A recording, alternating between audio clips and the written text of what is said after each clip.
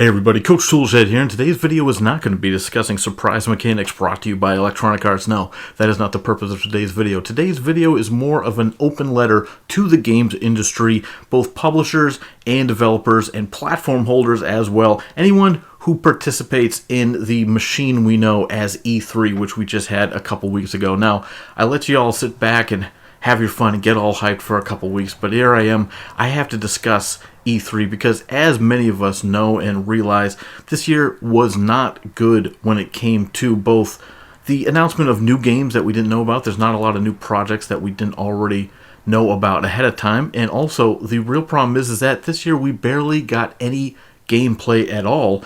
And if you had been looking around, reading some articles, seeing videos across the internet, you might have realized that it is us, the gamers, that are to blame that the game companies did not deign to give us any gameplay this year, because you see, they're scared to show us gameplay. Because over the years, they've had a problem with giving us the straight truth at E3. See, they like to get us all hyped and show us stuff that isn't necessarily representative of the final product. And so today, I wanted to make sort of a pact and a truce with the games industry, and maybe we can come to some sort of agreement, and maybe in the upcoming years, next year at E3, maybe instead of just jamming cinematic trailers down our throats, if we follow some of these guidelines that I want to propose here today, maybe the games industry would have a little bit less to worry about the fans getting upset at E3, and when the games actually launch, how the games are usually nothing like what we see at E3. So let's just dive right into this today. Now, the first thing I want to propose is that games industry, both developers and publishers, please, can we stop showing games year after year after year after year when you have no intention of releasing them? How's this? How about you can only show a game off for 2 separate years at E3?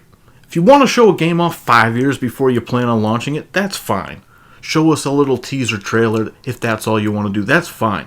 But don't show it the next year and the year after, and then show it at Gamescom the year after that, and then give us a 45-minute demo behind closed doors to influencers the year after that, and then maybe you'll release it 5 years later. Just stop doing that. One of the common complaints I see from developers and publishers is that it's so difficult for them to get E3 demos ready, and it's such a drag on the development time, and they have to put a separate team aside just to get the demo ready to show off to the public. Well, how about you just don't waste the time doing it? Stop showing these games off so early. Ideally, you'd only be showing them off once, right before they launch. A few months, how's this? We can add on to this. Don't show us a final trailer for a game unless you have like a hard, fast release date within the next 12 months. None of this nebulous, oh, it's coming fall 2 years from now, or next spring maybe. Just have a date in mind. I understand development stuff, things can change, but it's obvious from the amount of times that we see this happen that they pay no heed to just throwing up whatever reckless dates they want. It doesn't really matter. And so they get people all hyped up for years on end, and there's really no need. Is there any other consumer product where the manufacturers feel the need to hype it up for years on end before it's actually delivered to the public? Why does the game industry think that they need to announce their projects 5 years in advance? It's absurd. It's absolutely absurd. Stop doing that. We can have us a lot of headaches averted. While we're on the subject of E3 demos, how's this? Let's propose this as well. The E3 demo that you show off to the public should not be the first time that your development team has a full realization of the vision of the project and what they should be working on. They shouldn't be crystallizing their ideas about what the game should be based on an E3 showing. That is a problem with the development team and with management, that they don't know what the project is that they're working on until an E3 showing. This is another common complaint I saw. One of the reasons why these companies are so scared to show gameplay is because they often don't fully know as a team what they're working on. How on earth is that something that you can try to blame gamers for? But that's what's happening. They're trying to blame the public for their own mismanagement, for their own missteps. How's this? Your team before you ever even think about showing a game off at E3, should have a full understanding of what the game is. And I understand there's going to be changes. You're going to have to maybe pull some systems out, change some things around. But you should not be showing a game off to the public before it has fully crystallized, at least on the production level, to the point where you guys know what it is you're working on. So this goes to everybody. There's no need to show off a game, again, 5 years early when your development team doesn't even have a clue of what they're working on. Stop doing that, and that will help you to stop misrepresenting the product, which is another thing that you guys all need to do. Stop showing us gameplay footage and then putting little disclaimers like, oh, this is not representative of the full footage. Then don't show it. You know good and well that you are going to fool a lot of the public. In any other industry, that's called false advertisement, when you start showing off stuff that isn't indicative of the final product. For some reason, the games industry is allowed to run roughshod over us because it's an artistic endeavor and they get to claim ignorance and stuff like that. They can say that it's not their fault when stuff changes. Development changes happen all the time. But again, it happens far too often based on what they show us at E3 and when the final product is delivered, that it can't be mere coincidence. There can't be all of this upheaval for every single project, but that's how it seems like it happens. So when a company like Ubisoft complains this year, they're still complaining about Watch Dogs 1 sales being subpar because the public complained that when the game launched it was not as good as what they showed us at E3. Well, simple explanation. Again, you're blaming the consumer for you not delivering on what you showed. That's your own fault. And blaming the consumer is idiotic beyond belief. And the fact that they're still doing it now, years after the game came out, just shows that they really didn't absorb the lesson whatsoever. If you're still trying to blame the public for having a backlash based on the fact that you, again, were showing off stuff that is not indicative of the final product of the game, and you knew that good and well. There is no need to bait and switch on the public. The games look decent enough when they come out as it is. You don't need to lie about how they're going to look. It's absurd. And for the companies to continually blame the public, you see Andrew Wilson from EA blaming the public because they had their expectations set too high for Anthem. That is the absolute absurdity. And whether he believes that or not, for those words to even come out of his mouth as a defense just shows where the mindset of a company like Electronic Arts and many others in the game industry lies. It's beyond belief that we get treated like we're absolute buffoons when the enthusiast audience that we are knows good and well that these companies are trying to scam us every which way. And that leads into my next point. Developers, marketing people, whoever, any company representative doing interviews with E3 after your presentation, you're talking to all the different sycophants, the people who write the friendly articles for you, the people who cover your asses when you release a shoddy game and still give the games a 7.5 just so it doesn't completely tank the Metacritic score. Those people, when you're doing the softball question interviews. How's this? Stop using E3 as a collaboration effort with the mainstream gaming media who doesn't even understand or know about your games. Stop using it as a week to write hit pieces about gamers and critics and people on YouTube and commenters in your comment sections. Basically, the people who buy and play your games. Stop sucking up to the people who you use as promotional tools for your products. It's blatantly transparent. We're on to you at this point. There's no sense continuing to try to attack us. It's just ridiculous. You're supposed to be currying favor with your customer base, not constantly antagonizing us and attacking us and using your cohorts in the mainstream gaming press to do so. But that's what we see again. All throughout E3 week, we saw hit piece after hit piece, both in video form and in newspapers, mainstream and gaming publications. It didn't matter. It was an all-out attack on gamers once again for E3. When really, it's the games industry that should be on trial. Oh wait, that's right, they are. They're busy off testifying all over the world, both in the US and the UK, about their shady practices. But again, this video isn't about that. Let's move on. We're discussing E3. Let's move on. While we're on the subject of influencers, let's stop acting like the people who are hired to do these corporate public events are the only ones who can be shown gameplay footage behind closed doors, because they're the only ones who's going to understand when it's rough alpha footage or some rough beta footage. They're the only ones that can understand because they really know the ins and out of the gaming industry. These are the same people where you can have four of these presenters that are up on stage do a podcast together, and they don't know the most basic things about some of the biggest games coming, like Cyberpunk 2077. Some of the presenters that you saw for the major publishers at E3 over the last couple weeks are people that you can see all over YouTube on these corporate slick podcasts on the bigger channels. And some of these people that you saw up on stage for a company like, say, E3, I'm not going to name any channels because I don't want to drive any traffic at all to these people's channels.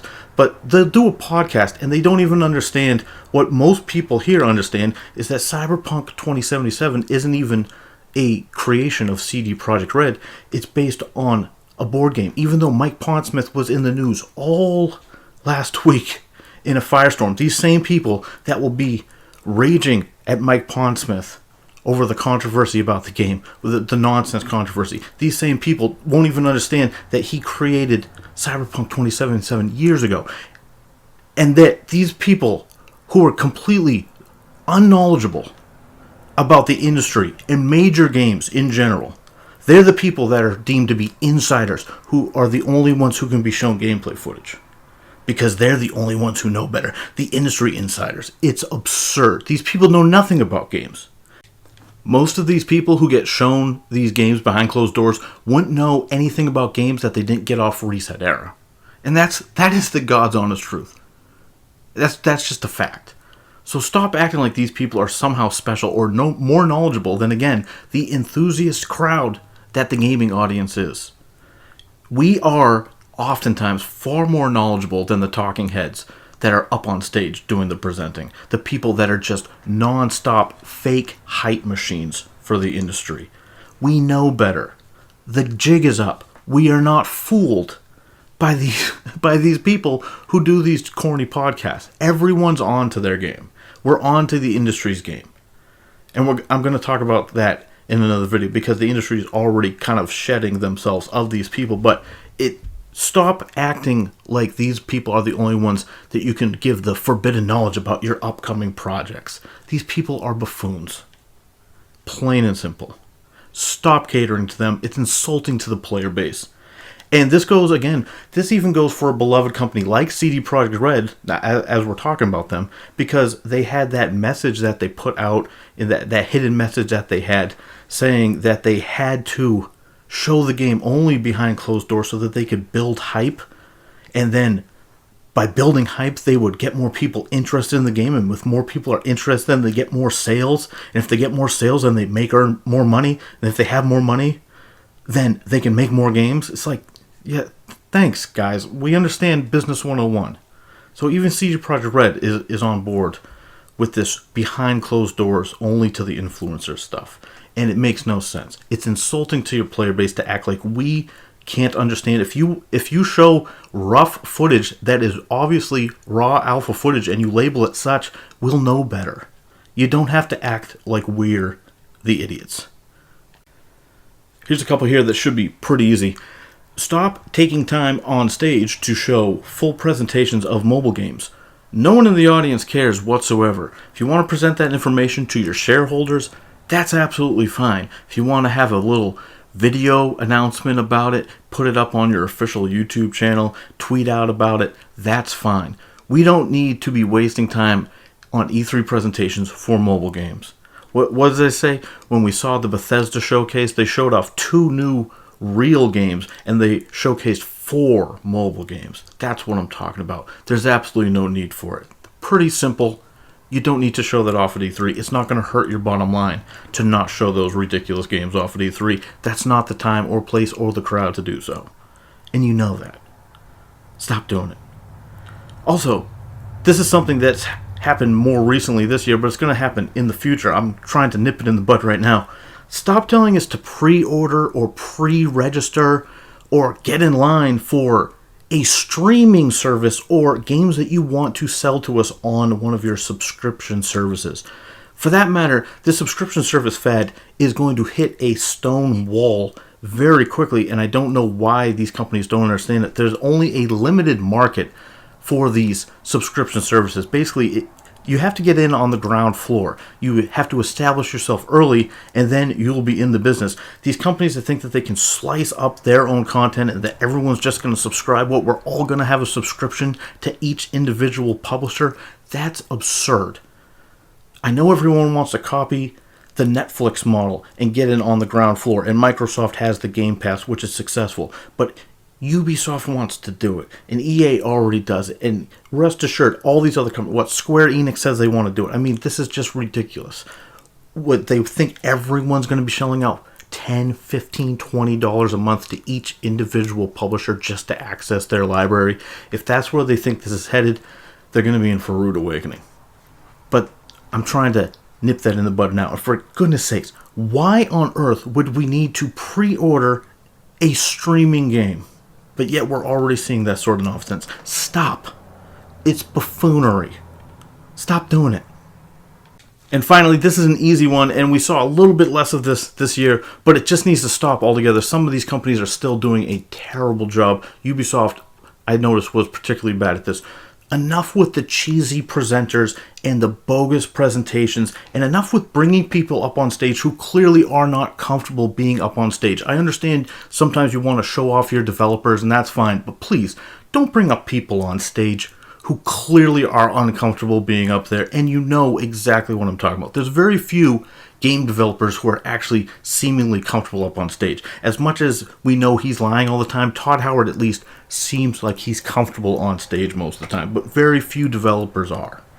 So just stop doing it. Stop with the cheesy musical acts. Who cares? You're showing off commercial products. Save the musical acts for the Game Awards or your own presentation. If you guys want to do your own presentation like Sony sometimes does, their little PSX, whatever, do that stuff on that time. Enough with the musical acts. All that cornball stuff. We're so far past that. That is stuff from last century. All the glitz and the glamour. Just get up there. You know when the Microsoft presentation is at its best? Is when it goes boom. Game. Phil Spencer comes out for 5 seconds. Game. And then they start dragging it on with the long presentations, and the game, everything just starts dragging. Nobody cares. Nobody cares you go up there with the platitudes. We do this for you guys. We love you. We don't need any of that nonsense. It's bogus. Everyone knows it. We don't need the platitudes. Just show us the games. And maybe next year, show us some gameplay. I think next year we will see some more stuff, because with the new consoles coming out, we should see a lot more stuff next year, hopefully. This was a down year anyway. But what I saw was all the hit pieces and people and the developers blaming gamers once again for them not showing off gameplay because we dare to call them out on the lies that they've had for years on end on previous games.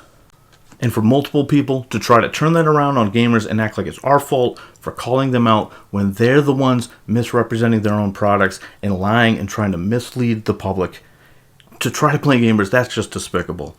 And that's the purpose of this video. To try to help the game industry a little bit. If they pick up and even do a couple of these things, you can start building some trust again with your consumers. Because let's face it, the trust is out the window for pretty much all the major publishers at this point. The public has had enough. We're on to your games. We are, and not in the way you want us to be. We're on to your tricks, I should say. We know the score. Enough of us do, at least, to raise a stink. And I know that's why they're trying to always shut us down, and that's why they only want to promote the happy corporate people, the people that will promote their products gladly, the people that have no problem keeping quiet about the criticism. But that's fine. And that's it from me, Coach Toolshed.